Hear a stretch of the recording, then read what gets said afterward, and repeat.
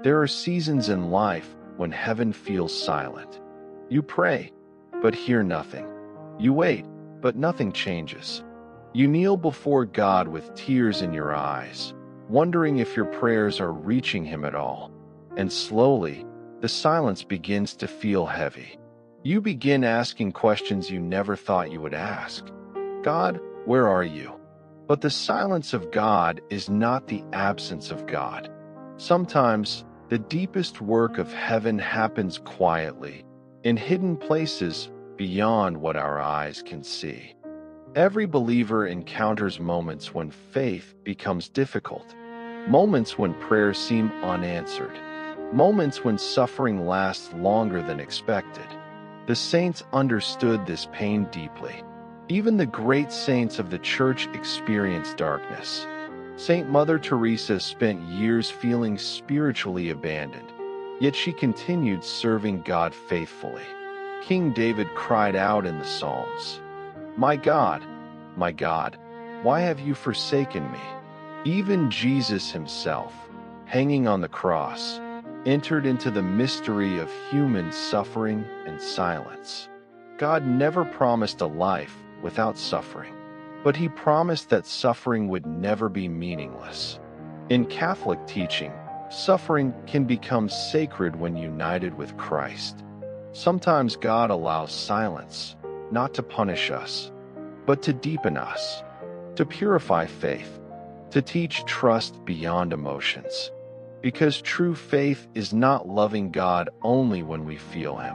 True faith is remaining faithful, even in silence. Waiting is one of the hardest spiritual trials. We want immediate answers, immediate healing, immediate peace. But God often works slowly, quietly, like seeds growing beneath the soil unseen. The Catechism teaches that faith is trusting God even when we cannot fully understand His plan. And perhaps that is why silence can become holy. Because silence forces us to surrender control, to stop relying only on feelings, and to begin relying completely on God. Some prayers are answered quickly, others are answered through transformation. Sometimes the miracle is not that God changes the situation, but that He changes the soul enduring it. The saints became saints not because life was easy, but because they trusted God through uncertainty. And maybe today, God is not abandoning you. Maybe He is preparing you, strengthening you, drawing you closer through the hidden work of grace. Even when you cannot see it, there is something beautiful about Catholic faith. It reminds us that God is always present, even in silence. Christ is present in the Eucharist, present in prayer, present in suffering, present in the quiet moments nobody else sees.